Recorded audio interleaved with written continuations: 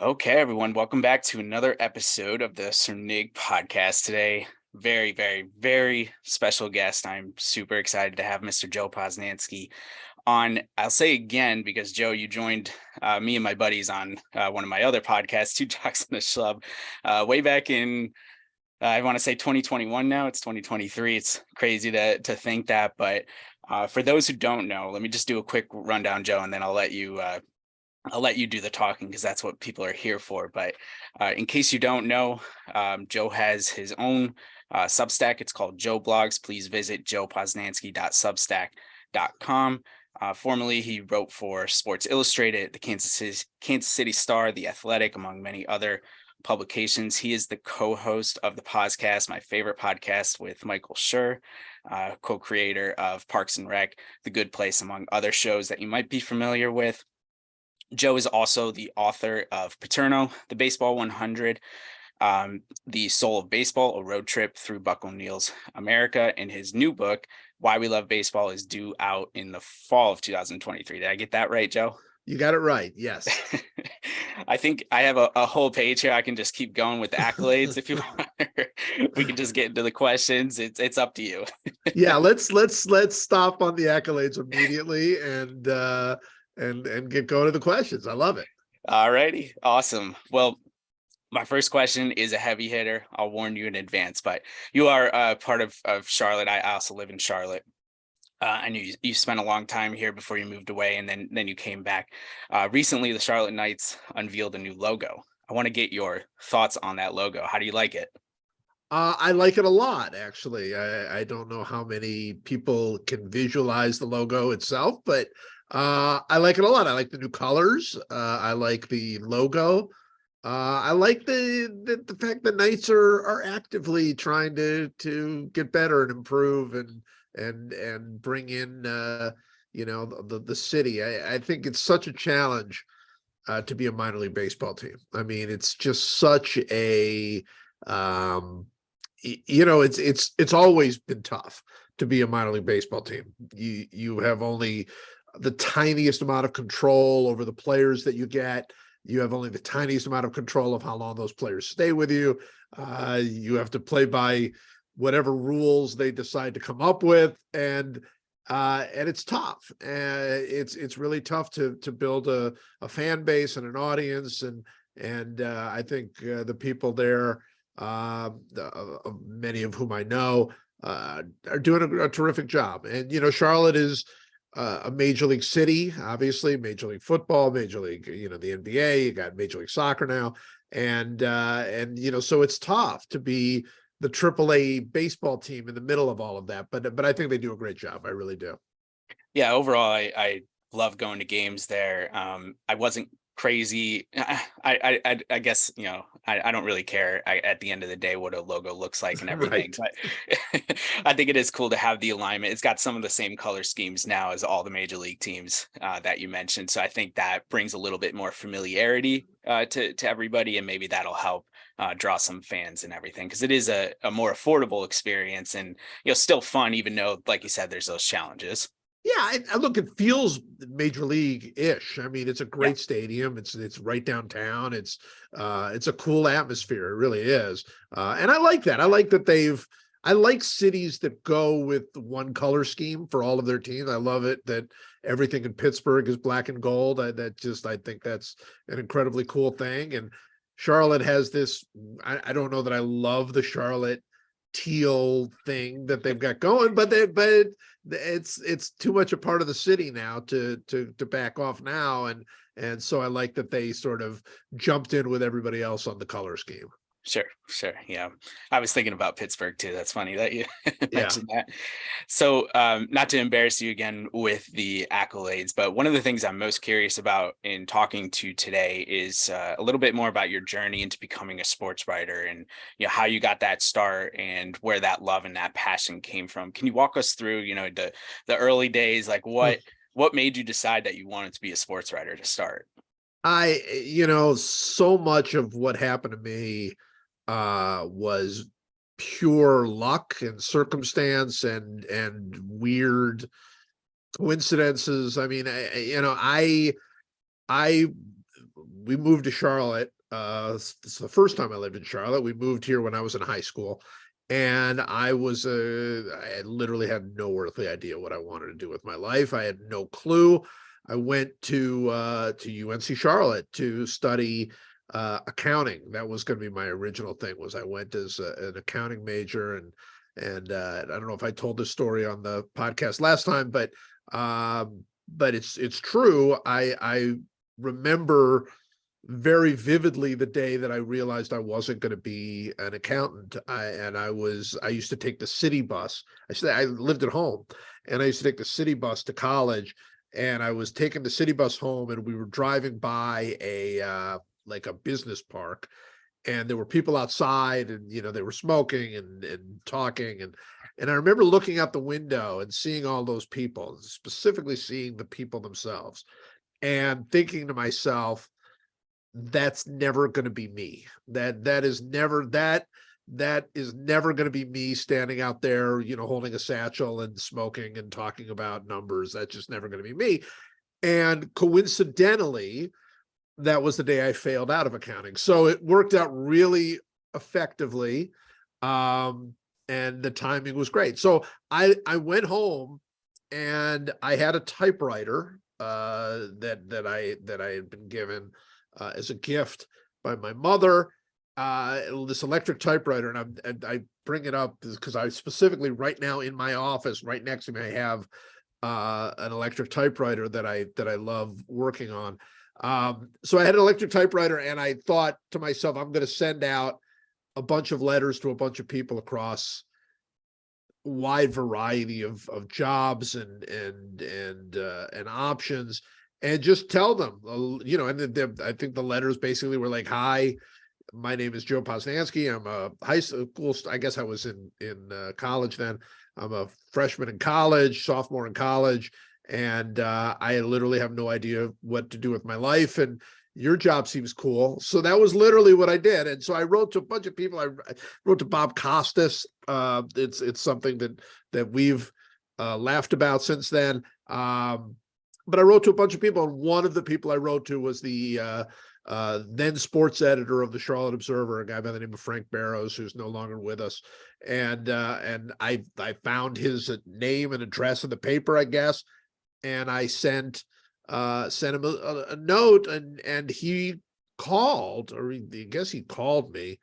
No, he wrote back, and he said, "Hey, if you're interested in this, we sometimes send out people to high school games to write about them for $20, $25. We call them stringers, and we send them out to different games. And if that interests you, we can do that." And I just flipped. And honestly, I loved sports. I did not know that I loved writing, but as soon as he said that, as soon as he made that offer, I just thought, wow, this might be what I want to do. And first time I went out to a high school game, I remember it vividly. It was North Mecklenburg girls team. And I remember going out there, and I remember I went with an actual reporter named D'Orlando Ledbetter, and he kind of showed me how to keep score and how to get things down, how to go to talk to the coach afterwards for quotes, and I was just smitten. I just thought, this is exactly what I want to do. And so that's how it happened. I mean, it wasn't anything where I thought to myself like, oh, this is something that I can do, want to do. I honestly, if you had told me, I mean, the way I'm a first generation American, and I grew up, my parents were learning everything about America at the same time that I was. And if you had told me at the time, I just honestly didn't even think that was a profession, being able to write about sports. I just didn't think that was a possibility for somebody like me. And once I realized that it was life-changing for sure. Yeah, I love that. And I especially, the accounting piece is funny to hear because one of my favorite things in life is to hear you and Mike nerd out about baseball stats and Yes. analytics on the podcast. So I don't think that was a totally wasted educational venture there. But so, I think a lot of people, especially in the day of social media here, they see sports writers and they see people who have access to athletes, and for lack of a better word, they may think it's easy to do that type of work. But it seems like what you said, just even to get your foot in the door, and then I'm sure that the early years was, reps, really putting in the work, grinding it out, even to a certain extent. Like, is that accurate? Is that what you would recommend to young aspiring sports writers? To say like, don't try and just land the biggest name. Like, work as hard as you can. Yeah, I mean, look, it was a lot different when I was younger, right? I mean, when in those days there was a pretty direct path. You would start at a little paper and work up to a little bit bigger paper, and a little bit bigger paper, and sort of work your way up that way. It was a fairly I wouldn't say it was a direct route, but it was a clear route. And it's a lot different now because there aren't newspapers anymore. I mean, there's so few exist, and they have so few jobs, and even newspapers that are in major cities don't necessarily cover the teams the way they used to.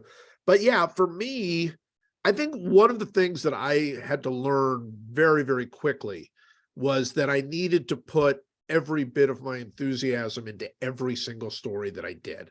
And I was always enthusiastic about, like, I would sit around. When I first started at the Charlotte Observer as a full-time person, I was working as an agate clerk, which meant that I would be the one that would take results. People would call in track meets and basketball games, and I would take the results. I would put together the standings for the newspaper. So that was my job, and it had enough downtime that I would write practice columns all the time, like constantly.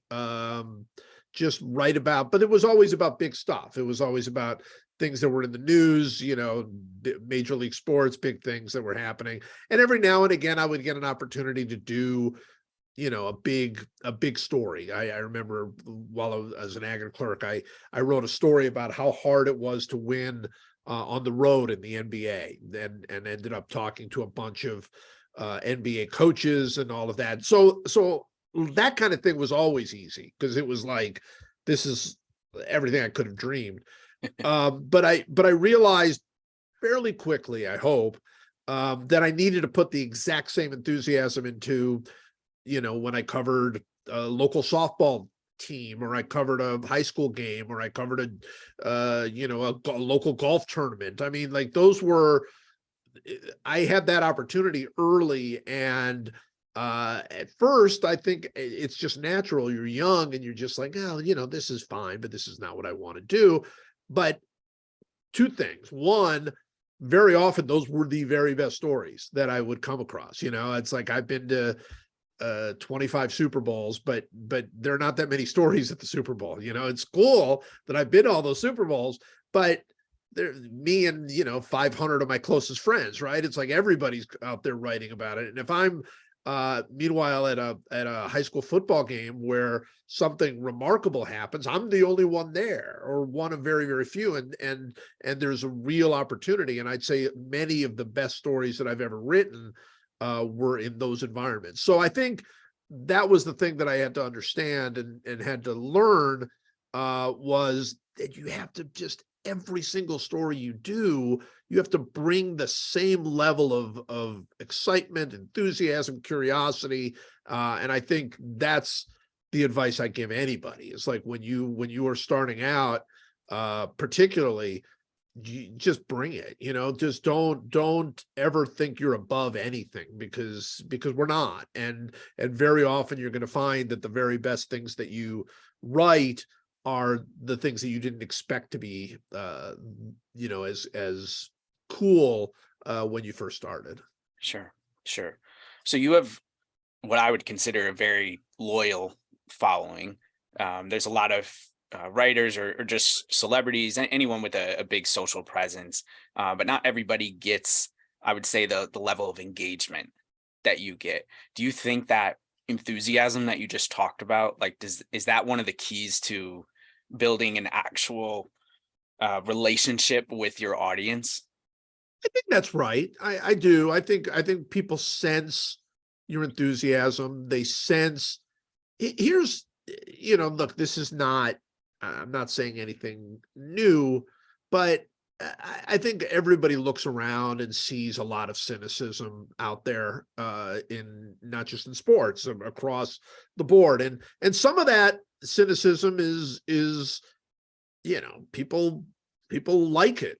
Sometimes it's that people want to get that cynical point of view. They want to get the big arguments. They want to get the hot takes. I mean, there's no question. That's not to say that there's anything wrong with any of that, but there's so much of that out there. And I think what has maybe separated me a little bit as far as engagement is that I don't really get into much of that. Not to say that I'm never cynical or I never offer a hot take, because I'm sure I do, but I don't do that very much. And it's not, I don't like cheap shots. I don't like cynical perspectives. Like, I really don't. I tend to be pretty optimistic, even when optimism is not that easy to come by. And I think people, not everybody, but a lot of people like that, and a lot of people have really responded to that. So I don't have the biggest audience out there for sure, but I would not trade my audience for anybody else's, because I feel like I've got an audience that is not just incredibly loyal, but really smart and fun and funny, and they push me to be better. Just by a lot of them. My dad has told me this on numerous occasions, that he'll read my article and then he'll read some of the comments below it, which you should never do except on my site. He's like, some of these people who read you are better writers than you are, and I think that's really cool. I think it's kind of true. I don't know that they're, I hope I could hold my own, but there are some really, really smart, interesting, funny people out there who follow me, and they inspire me. They really do. And I think it's a big reason that it's so fun for me is that I have this great audience of people that are there every day. Yeah, I really love that. And I think it's really interesting too, because not that you talk about baseball exclusively, right? But a big portion of your content, whether it's what you write about now or what you talk about on the podcast, is baseball related. And we all Sure. know that baseball is struggling, especially for younger viewers, younger audiences, and things like that. But there's just this level of engagement that, I mean, I'd be hard pressed to find anywhere else. And it's so like, it just popped up in my podcast feed this morning that your latest podcast, and I know you talk about basketball cards in this one and everything, but like, I look forward to those so much, because like, I tried to listen to some other baseball podcasts, and yeah, I think it's that Sarah Lang scale thing that you and Mike talked about. Like, you and Mike have that. And as a true baseball nerd, like, I really appreciate that. And I think that's something that stands out for you though, like growing up as a first generation American, and like you said, learning the things the same time as your parents. Like, when did it click for you that baseball was one of those things that you knew you were going to have a really big passion for? I was really young when I first really fell in love with baseball, and my father is the big reason. It's interesting, and it's something when I talk to other people whose parents came to America just before they were born, like with me. It was important to my father that I learned baseball. Like, that was part of what it was to be an American. And he learned baseball so he could teach his son baseball, like that. And that has always had a very, like, I remember reading once about the Cleveland baseball announcer Herb Score, who was the guy I grew up listening to, and a great pitcher in his day before he got hit in the eye with a line drive. And Herb Score somebody said to him, Herb, you never explain to people why they brought the infield in, or why is this a bunting situation? Like when he would call the games, he would avoid that kind of talk. And they said, why do you do that? And he said, because that's something for a father to be telling his son while listening to the game. And that really touched me, because that was what it was like for me growing up. So, the earliest memories I have are my father pitching me wiffle balls. We used to have home movies that we would watch, and that was, most of the home movies were just my dad pitching me wiffle balls when I was a kid. And it was, so I grew up with it. And, when I actually, realized that baseball was going to be such a significant part of my life, I don't know. I wanted to be a baseball player like every kid, that I knew. And then as time went on and I started writing sports, I gravitated toward baseball. It was the sport that I felt spoke to me the most. I think it was the one I always felt like I could offer a little something more. And that's been obviously the case. I've just finished my fourth baseball book, and it's called Why We Love Baseball. I mean, it's definitely been a huge part of my life, but it definitely started very young, and it started with my father.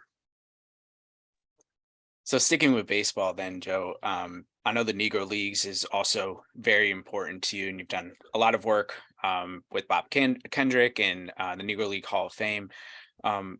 Why is it so important, you think, to the history of baseball that the stories from that league, that they don't get forgotten? Yeah, well, it's just such a vibrant, colorful, wonderful part of the history of the game. And for years and years and years, it was ignored, actively ignored. I mean, and you can understand why.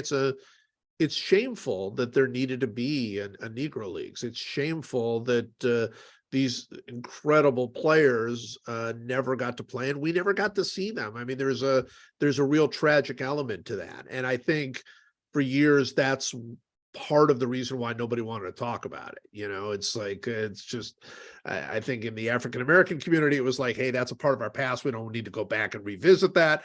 For the white community, it was like, whatever, it doesn't matter that we never saw them play.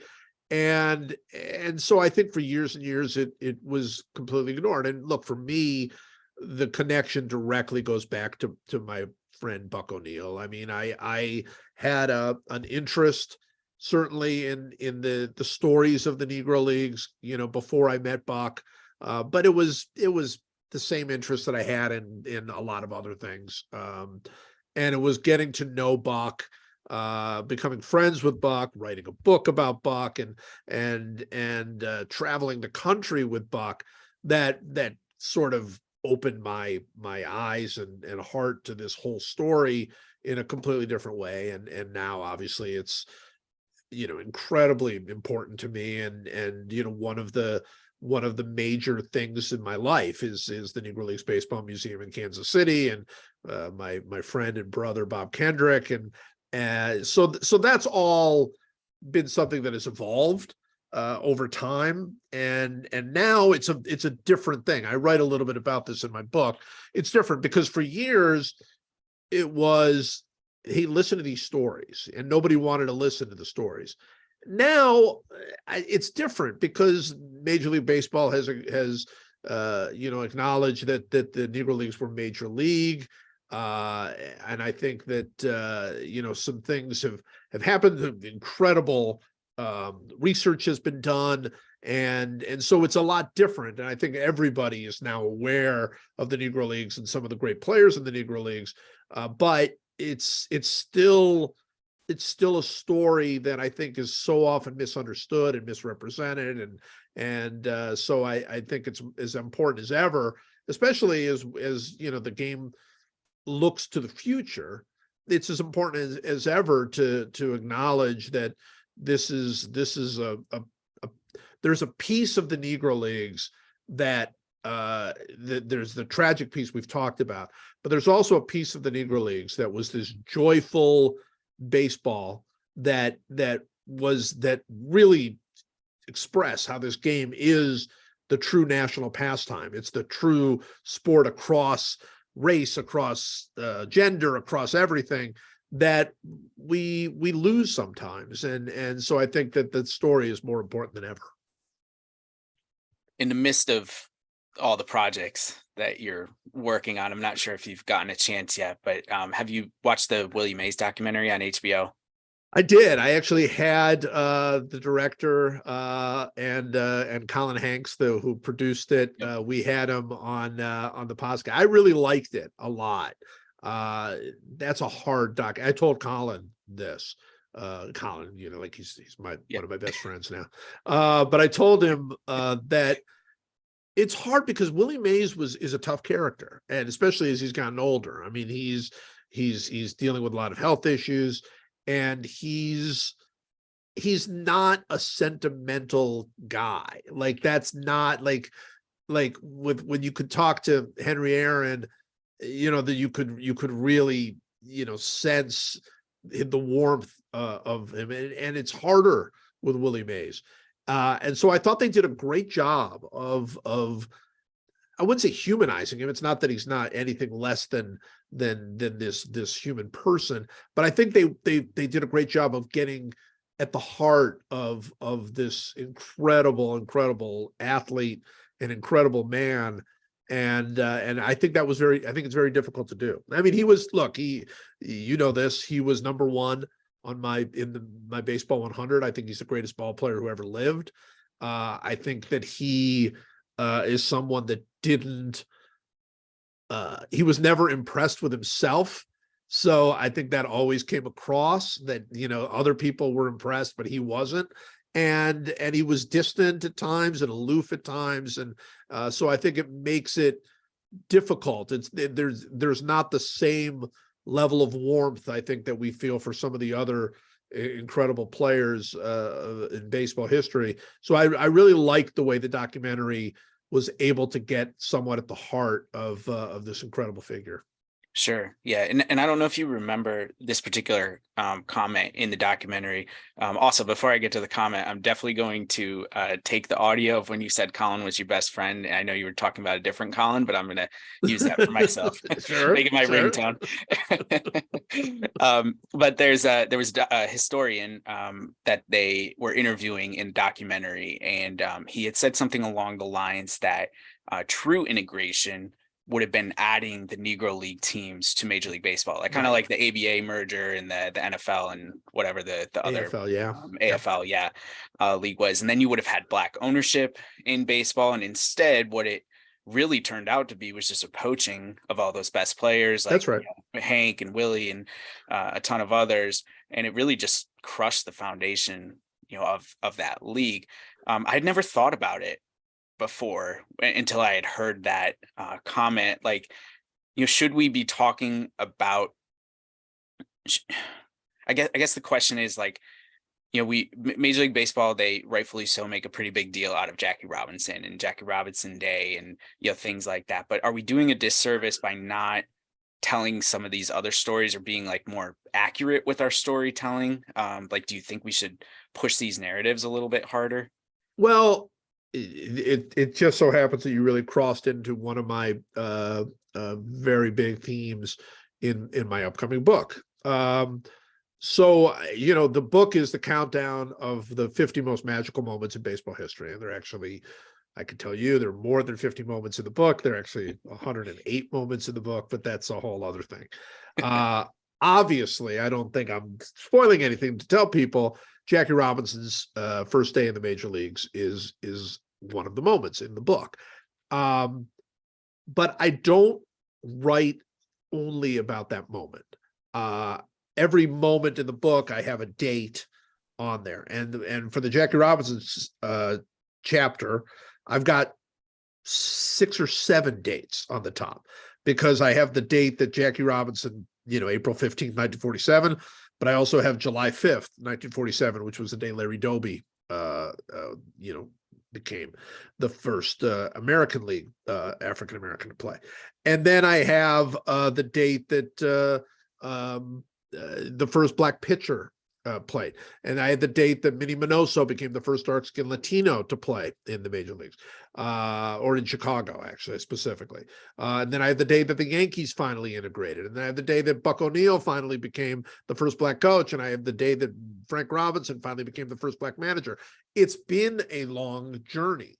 And I think in some ways, we even diminished Jackie Robinson by making him the beginning and the end of the story.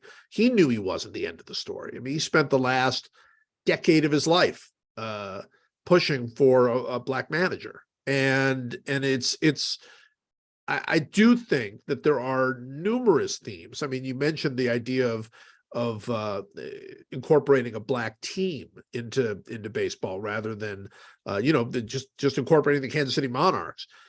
It was never even considered at the time. Obviously, I mean, Jackie Robinson himself was such a reach and was such a difficult thing to make happen. But there's no question that the greatness of Jackie Robinson and Larry Doby and all of the other early ones, Willard Brown and everybody in 1947, it was the end of the Negro Leagues. It was the end of this very vibrant business in Black communities across the country. And so there's a very sad element of that. I think it's part of the story for sure, and should not be forgotten. And I think in general, I think the simplification of the way baseball integrated has not served anybody well, and I include Jackie Robinson. That I just think Jackie Robinson knew that he was the start of this long, not struggle and fight, but also this long journey that we are still on. I mean, you look at last year, this past season, we had the first World Series since 1950 without an African-American player in it. I mean, that just tells you that, it's a constant journey. And I don't think that's gonna change anytime soon. Sure. Well, I appreciate you sharing that, and definitely looking forward to reading more about all of those moments and everything, and why we love baseball. I have one more topic for you, and then I have some quick hitters before Okay. I let you go today, Joe. I'm making it my goal every single time I talk to you to talk about one of your books. Last time we talked about the Baseball 100 because that had just come out. I'd love to talk about Paterno today. You can see my Rose Bowl champ hat Sure. on here. And I'd like to, my first question around that book is just how do you get selected, to write something like that? Because I guess I'll just stick with that. Yeah, well, I don't think you do get selected. That has been going back to revisit the whole Paterno saga. That was one of the most difficult and challenging and times, and also a time where I have incredible pride for what happened, what I did in that. I'm very, very proud of that book. I took a lot of criticism for that book and continue to I still get criticized. But it doesn't matter because I know how good that book is, and I'm incredibly proud of it. I wrote a story about Joe Paterno for Sports Illustrated in 2009, maybe. And his family really, really liked it. And they asked me, would I ever have any interest in writing a book about Joe? And I think everybody knew that, his career was finally coming to an end. And I think everybody kind of knew 2011 was going to be his last season. It obviously turned out to be his last season, but I didn't think that anybody thought it was going to end that way. So everybody kind of knew that. And so they wanted to know if I'd be interested in writing a book. And Joe himself was not that thrilled with the whole idea, as you might imagine. And I didn't know how I felt about it either. I was not a Penn State guy. I didn't know Joe Paterno any more than anyone else. I had just written that one story about him for Sports Illustrated. But I was fascinated. I was utterly fascinated by him. I was fascinated by the life he'd led.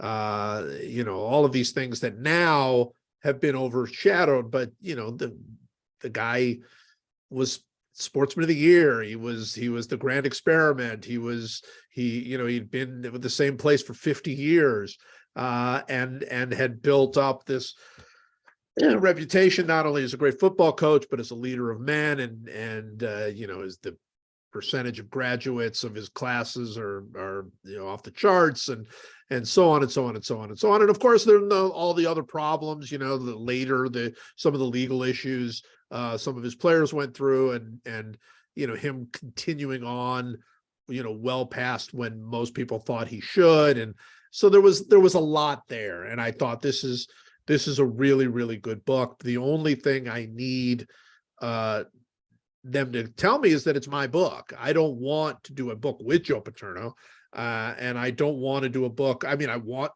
to talk to all of them. I want all of them to be a part of it, but it had to be my book. And so we went through that for a while, and finally Joe agreed to let me do it, and said he would talk to me after the season.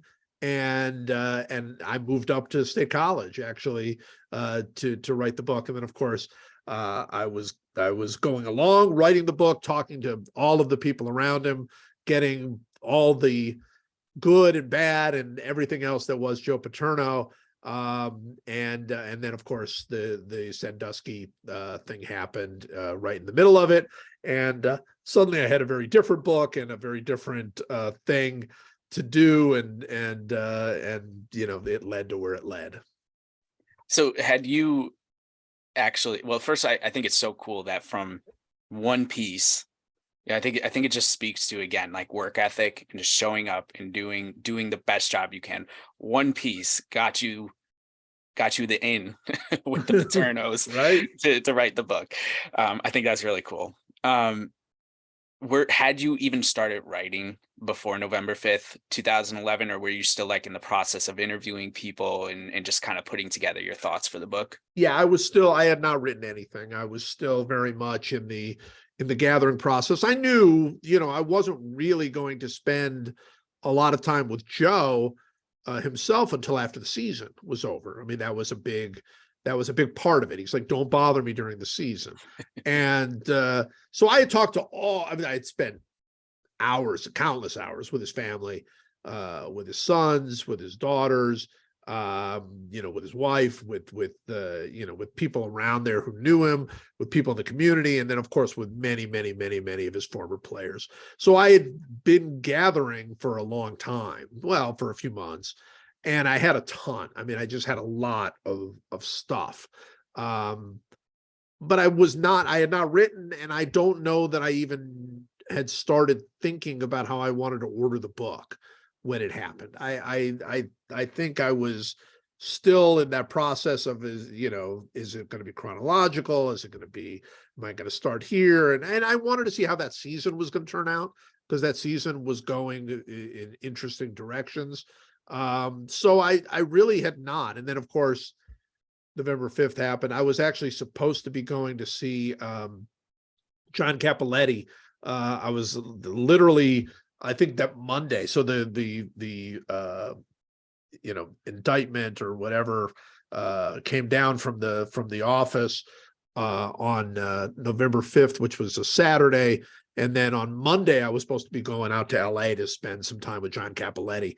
And obviously that didn't happen. And I stayed there in State College. And the next week was obviously explosive. And I think Joe was defiant. He wasn't going to quit. And then the board fired him by letter, by courier, essentially. And then at the end of the week, after he had been fired, he found out he had cancer. I mean, like it was an incredibly it's a week I'll never forget, obviously. And so then, all of this, my mind is completely scrambled. Everything that I've done is kind of like, I know it's going to get into the book somehow, but I don't know in what way. It all felt a little bit useless. And now I was just sort of on the wave, just trying to hold on for dear life as the wave came crashing down. And of course, I spent some time with Joe over the next, few weeks, but he was very sick. And then he died in January, and I was left with a scandal and a book to write and a life to try to be somewhat, and that's the thing I used to think about every day. I would look myself in the mirror and I'd say, you have a responsibility here, and your responsibility is not just to tell the story of the scandal. Your responsibility, the reason you got this writing this book, is you're talking about a life. You're telling the story of a full life, and I, that was what I tried to do, and that was as hard as anything as that I suspect I'll ever have to do. Sure, definitely can't predict a moment like that. Do you feel like maybe you were thinking about it in the moment or whatever? I was with a buddy at a bar because it was a Saturday, like you said, and we saw it pop up on the screen. At that point, I had to be 22, 23 years old. I vaguely remembered who Jerry Sandusky was. Right. Didn't totally register. And it's a Saturday night. Sunday comes around, it's pretty quiet. Monday, bam, it is a wildfire, just out of control. And then, like you said, by Wednesday, he's fired by the board. So it's not even a full week that everything happens.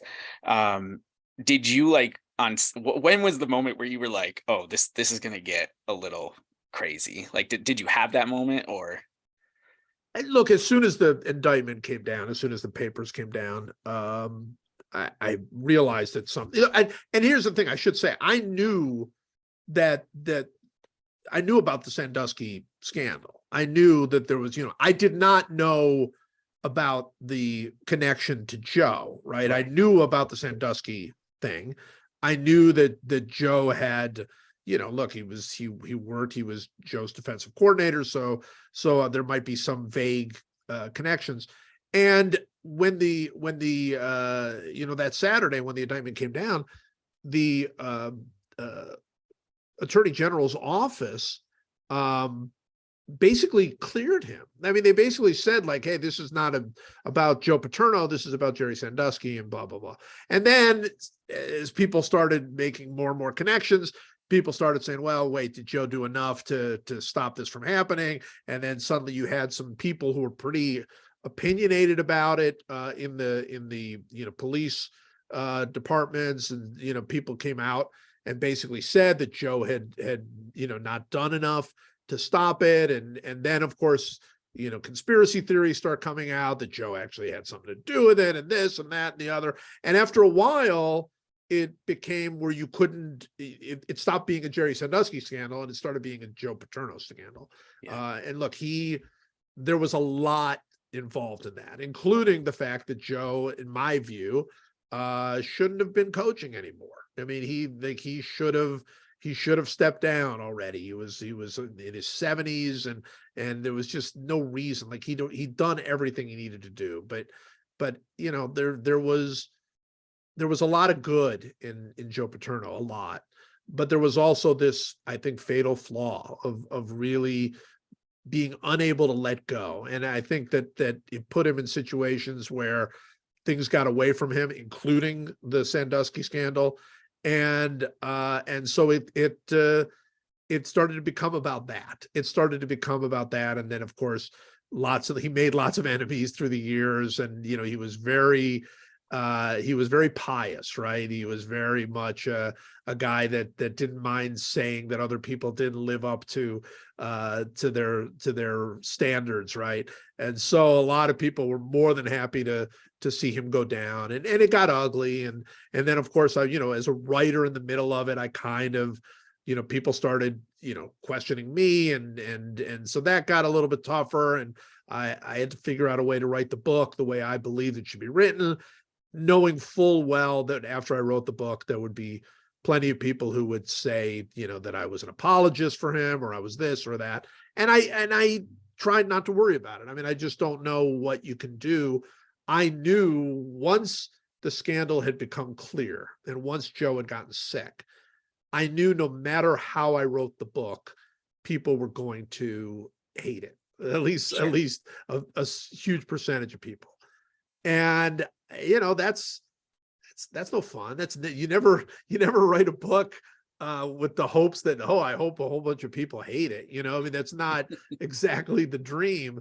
But I knew it. And so that book became something more than, like now, of course, I mean, I've got Why We Love Baseball coming out, and I can't wait. I can't wait for it to come out. I can't wait for people to see it.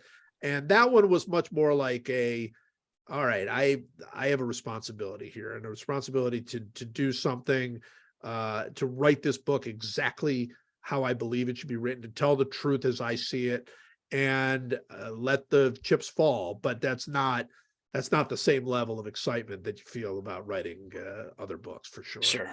Yeah, I can't even imagine. I will say, as objective as I can be, someone who grew up at Penn State or went to Penn State, was there through the Paterno years, I feel like it was a fair description of who he was, and I was really appreciative. And I mean, it was just a thrill.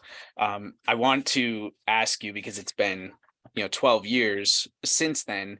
This is the last question on this, and then we can do the quick hitters to finish this up. You wrote a particularly striking section toward the end of the book here about a conversation that you had with Joe after everything that happened. And it says, "We were sitting at Joe Paterno's table, me and him alone, and he asked me to stop questioning for a moment. This was a couple of weeks after he had been fired, when the madness was at its height. He had just been through a dreadful coughing fit, and his face was still red from the effort. He asked me, 'So what do you think of all this?' I told him that it was crazy, but that's not what he was asking." I thought that line was brilliant. And he said, "What do you think of all of this?" He asked me again. I had not intended to include this in the book. It was personal moment. It was a personal moment between writer and subject. But as the story has played out, I decided it was important. I told him that I thought he should have done more when he was told about Jerry Sandusky showering with a boy. I had heard what he had said about not understanding the severity, not knowing much about child molestation, not having Sandusky as an employee. But I said, "You are Joe Paterno. Right or wrong, people expect more from you." He nodded. He did not try to defend or deflect. He simply said, "I wish I had done more," again, and then he descended into another coughing fit. I just think about, I think about like a dark, night at that kitchen table, probably where you spent a lot of time. And obviously he's really struggling from a health perspective, and mentally, I'm sure he's struggling from everything that happened. Do you still feel that way, when he asked you to really answer the question and you told him what you think? Like, is that still your belief 12 years later? Has time like made you think differently about the situation? It's a good question. I honestly have not, I've not revisited that scene very much since it happened. He was very sick. I believed then and believe now that Joe Paterno did not knowingly do anything to encourage Jerry Sandusky's crimes. I feel that strongly. It goes against every single thing the man represented. But I think what I was saying to him then is what I said to you earlier, and I think he wouldn't stop. He wouldn't let go, and he wouldn't acknowledge that as he got older, he was diminished in various ways, and it happens to all of us. And I think what he was asking me was, hey, what do you think? How do you think I did? I mean, that's how I took the question. How do you think I did? And I could have said to him, I really could have, like, look, I don't think that you did anything knowingly wrong here. I think you were as fooled as everybody else in the entire community. And I think that you were not focused on it. I think you were focused on other things. And, that's I think how most people are. And nobody wants to know that. Everybody wants to believe they're the hero of the story. But if something's happening next door to you and you sort of have a sense, maybe, how many people are going to step in and do something? It's a rare quality. But what I told him and what I believed was that Joe Paterno was supposed to live up to the highest ideals. That was the whole point of Joe Paterno's life, was that he was to live up. He was the guy who, if the neighbor was doing something, he was the guy that should step up and stop it, because that's what he lived, that's what he preached, that's what he represented. So that's what I told him, and I agree with that part of it. I think it's shameful the way that his life was completely obliterated. All of his achievements, all of the good things he did, all of it were just completely forgotten. And you say the name Joe Paterno now, and it doesn't mean the same thing, except to Penn State fans, who I think still hold on, and rightfully so. I think it's a shame. I think it's a tragedy. And I think people who always, what I'll get all the time are people who will say, oh, it's a fall, just like Bill Cosby or just like somebody like that. And no, there's nothing. Bill Cosby committed his own crimes. Yeah. Nobody believes that Joe Paterno committed any of these crimes. The question was, did Joe Paterno live up to our highest ideals? And I think the answer is he did not. And I think he acknowledged that he did not. And that's, he had to live with it, and the punishment was swift. But I think that at the end of the day, Joe Paterno lived a life that is pretty admirable, leading up to the way it ended. And I don't think that all of those years and all of those lessons should be just completely washed away. I think I started the book off by saying that Joe Paterno has been called a devil and an angel and a sinner and a saint and all of these things. And I think that's right. I think he lived a very complicated life, but it was a full life. And that's what I tried to capture, I think, in the book. Yeah. Yeah, very cool. Well, thank you for sharing. And my 2 cents is that book stands up with any of your other ones, given the challenges and just the public perception around the name these days. So definitely, if anyone's interested, take a dive into that one as well. All right, Joe, some quick hitters to have a little fun, finish things off here. What are 1 or 2 things you would say that you are most excited about for the future of baseball? I'm really excited about the rule changes this year. I just wrote about them for Esquire. It's coming out next month. I'm really excited about them. I'm excited about the pitch clock. I think it will definitely quicken the pace and shorten the game, which is obviously its point. I am kind of hopeful that it does even more than that, that it sort of makes pitchers not go max effort on every pitch the way they are now, and maybe strikeouts go down just a little bit, and maybe hitters are a little bit more active. And I don't know. I mean, so I'm really excited about that.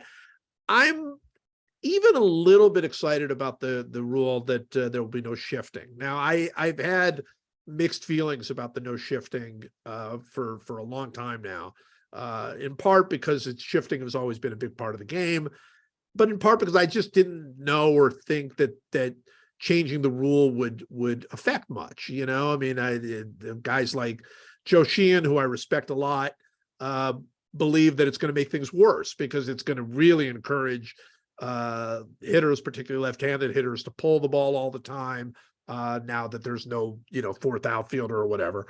But I'm kind of excited about it. And I think the reason is, I think it's going to look a lot more like baseball the way we used to remember it. And, I don't know what that's going to mean what are going to be the consequences, what are going to be the benefits. I don't know the answer to any of those questions yet, but I like the idea that second baseman is going to be standing where second basemen stand, and shortstops are going to be standing where shortstops tended to stand. And look, they'll pinch the middle, and it'll be, we'll. It's not like it's going to be this extreme thing, but I don't know anybody who liked it where a left-handed hitter hit a line drive into the outfielder, and then the second baseman caught it because he was just standing out there.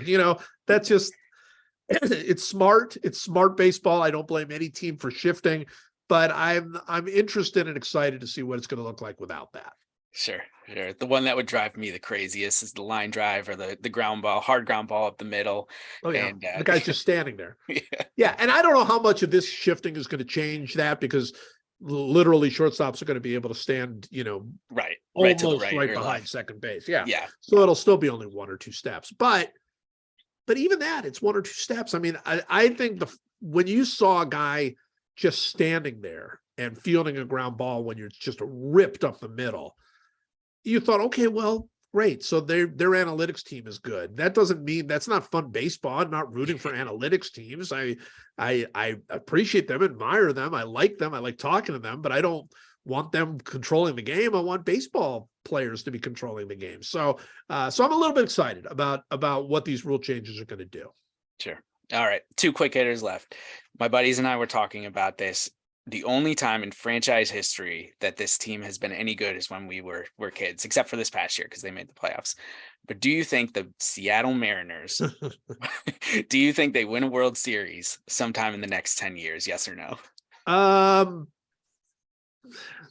mean, no, but they might look, not to get back to my book, but we'll get back to my book.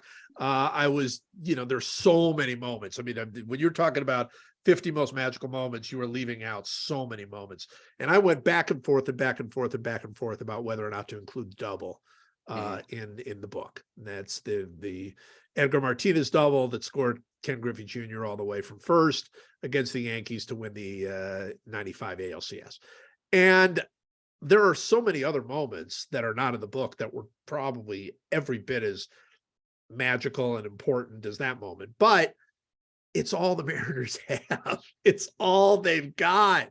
And I feel so bad for a group of fans that they've never been to the World Series. They're the only team that has never been to the World Series. I mean, the Rays have been to the World Series and the Rockies have been to the World Series. So to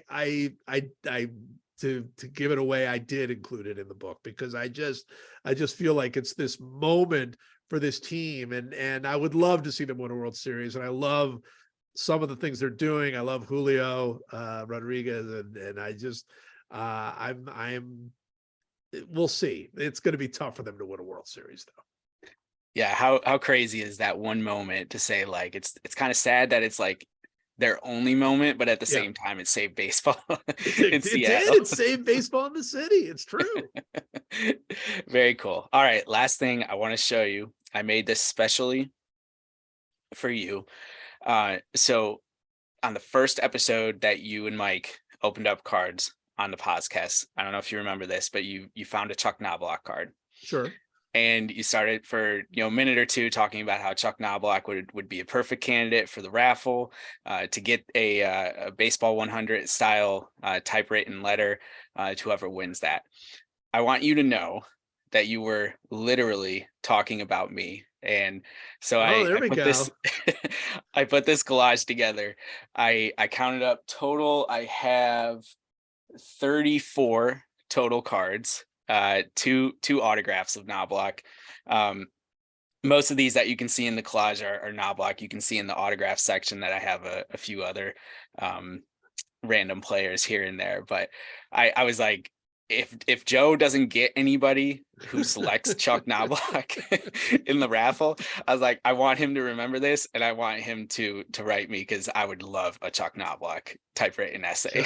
Chuck Knobloch was a good player, man. You know this. He was a really, really good player. I always thought of Chuck Knobloch that his career gone a little bit differently. Obviously, he had the throwing yips later and everything else that went on. The guy was Craig Biggio. I mean, he was basically the same guy. And so Yeah, Chuck Knobloch, heck of a player. I love seeing the Chuck Knobloch with the Royals card, Yep. because that was not the best version of Chuck Knobloch at that point. No, it was not. Although I think I vaguely remember. So that would have been 2002. Was his final year, and still a huge Knobloch fan at this point. Even though his career had totally spun by that point. I'm pretty. I should have looked for this, but I have the picture from the God, what was the paper called? The Post Standard in Syracuse, New York, Sure. where I grew up. And Knobloch made the front cover because he had probably his best game of the season against the Yankees. When the Royals were just awful and a terrible franchise and everything. And I was just so like the only time I've ever actively rooted against the Yankees, just to say like, oh my God, I want Chuck Knobloch to do well because I just freaking loved him and everything. So It's awesome. yeah, very cool. Well, Joe, this has been such a pleasure. So great to get to reconnect with you, and I'm definitely looking forward to the book that's coming out. And I'll just reiterate to anyone who's listening to this: check out Joe Blogs, Joe's Substack. I wait for that on pins and needles every day, just like I wait for the podcast episodes. It's definitely worth the time and the investment to support an independent writer like Joe. So I just really appreciate you taking the time, Joe, and definitely hope we can continue to build a relationship here. Maybe one day we'll meet since we're both in Charlotte. Might happen. Absolutely. No, thank you. Thanks a lot. All right.